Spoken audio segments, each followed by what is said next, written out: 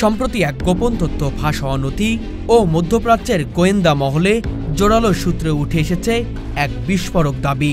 ইরানের সামরিক খাতে গুরুত্বপূর্ণ কিছু অংশ গোপনে নিয়ন্ত্রণ করছে ইসরায়েলের গোয়েন্দা সংস্থা মোসাদ। এই অভিযোগ সামনে আসতেই রীতিমতো আলোড়ন পড়ে গেছে ইরান প্রশাসন। বিপাকে পড়ে গেছে দেশটির রেভলিউশনারি গার্ড, এমনকি সংশয়ে পড়েছে সাধারণ জনগণ। সন্দেহ করা হচ্ছে মোসাদ কেবল প্রযুক্তিগত তথ্য নয়, ইরানের রকেট উন্নয়ন, ইউএভি ও সাইবার ইউনিটেও গোপন প্রবেশ করতে সক্ষম হয়েছে। তবে এই অভিযোগ কতটা সত্য তা নিশ্চিত নয়, কিন্তু বিষয়টি এখন আন্তর্জাতিক নজর কাড়া এক চরম কেলেঙ্কারি রূপ নিয়েছে। বিশ্লেষকরা মনে করছে ইরানের সামরিক প্রতিষ্ঠানগুলোর মধ্যে মোসাদ বহুদিন ধরেই গোপনে জাল বিস্তার করেছিল, বিশেষ করে যারা ইউরোপ বা তৃতীয় বিশ্বের দেশে লেখাপড়া করে দেশে ফিরে এসেছে। তাদের মধ্যে কিছু ব্যক্তিকে চিহ্নিত করা হয়েছে যাদের আর্থিক ও রাজনৈতিক ব্যাকগ্রাউন্ড ছিল সন্দেহভাজন। অনেকে আবার উন্নত চাকরির প্রয়োজনে সামরিক খাতে ঢুকে পড়েছেন, যারা পরবর্তীতে মোসাদের হয়ে তথ্য পাচার করেছেন। সূত্র বলছে একাধিক সামরিক প্রকল্পে বিদেশি যন্ত্রাংশ সরবরাহকারী সংস্থার আড়ালে মোসাদ নিজেদের নেটওয়ার্ক ঢুকিয়েছে এবং তা নজরে পড়ে যায় এক সাইবার সুরক্ষা তদন্তের সময়। এই খবর ছড়িয়ে পড়তেই ইরানের ক্ষমতাসীন নেতৃত্বের মধ্যে স্পষ্ট বিভাজন লক্ষ্য করা যাচ্ছে। কিছু সিনিয়র কর্মকর্তা ইনফিল্ট্রেশনের কথা সরাসরি অস্বীকার করলেও রেভলিউশনারি গার্ডের অভ্যন্তরীণ একটি রিপোর্টে এই আশঙ্কা প্রকাশ পেয়েছে যে কিছু হাই প্রোফাইল অফিসার আসলে ডাবল এজেন্ট হিসেবে কাজ করেছেন।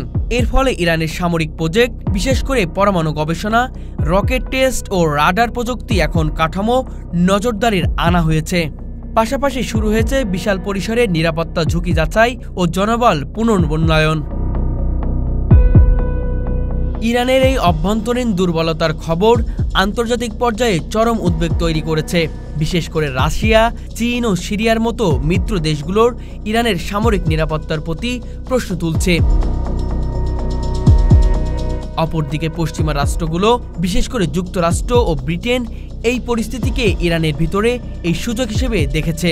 বিশ্লেষকরা বলছেন এই অভিযোগ যদি সত্য প্রমাণিত হয় তাহলে ইরান কেবল সামরিকভাবে নয়, কূটনৈতিক ও ভূ রাজনৈতিক ক্ষেত্রেও বিশাল বিপর্যয়ের মুখে পড়বে। সব মিলিয়ে এই চাঞ্চল্যকর দাবি ঘিরে গোটা মধ্যপ্রাচ্যেই এখন এক রহস্যকেরা আতঙ্ক কাজ করছে। ইরানের সামরিক খাতে মোসাদের প্রভাবের পেছনে বড় হাতিয়ার হয়ে দাঁড়িয়েছে সাইবার যুদ্ধ। বিশেষজ্ঞরা বলছেন গত 5 বছর ইরানের সেনাবাহিনী অন্তত 12টি গুরুত্বপূর্ণ সার্ভার ও তথ্যভাণ্ডার মোসাদের ডিজিটাল স্কোয়াড দ্বারা হ্যাক করেছে। এসব হ্যাকিংয়ের মাধ্যমে ড্রোন প্রযুক্তি, পরমাণু ডিটেক্টরের কাঠামোগত নকশা, এমনকি সেনা চলাচলের রুটিন ও যোগাযোগ প্রোটোকলও চুরি হয়েছে। ইরানের একটি গোপন গোয়েন্দা নথিতে উল্লেখ রয়েছে ইসরায়েলের সাইবার ইউনিট 8200 এবং মোসাদ যৌথভাবে প্রজেক্ট ম্যারেজ নামক এক অদৃশ্য অভিযান 2018 সাল থেকে 2023 সালের মধ্যে ইরানের সেনা কমান্ডার চেইনের গুরুত্বপূর্ণ তথ্য ফাঁস করে দেয়। পরিণতিতে 2022 সালের ডিসেম্বরে হঠাৎ রাডার সিস্টেম বিঘ্ন হয়, যেটি মূলত একটি মোসাদ নিয়ন্ত্রিত কোডের ফল ছিল বলে দাবি উঠেছে। এটি ছিল মূলত অন্তর্ঘাতমূলক কোড যা ইরানের সামরিক নেটওয়ার্কে ঢুকে গিয়ে পড়েছিল।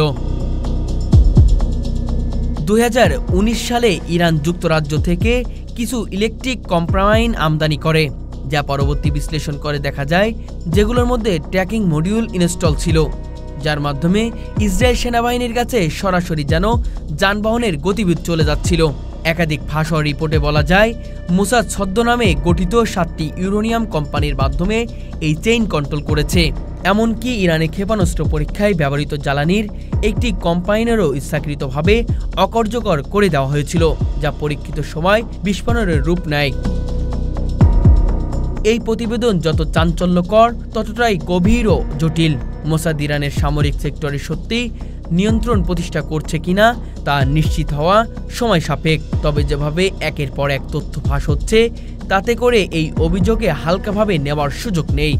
ইরান যদি অভ্যন্তরীণ সংকট সামলাতে না পারে তাহলে তা গোটা অঞ্চলের নিরাপত্তা চিত্রকে আমূল বদলে দিতে পারে।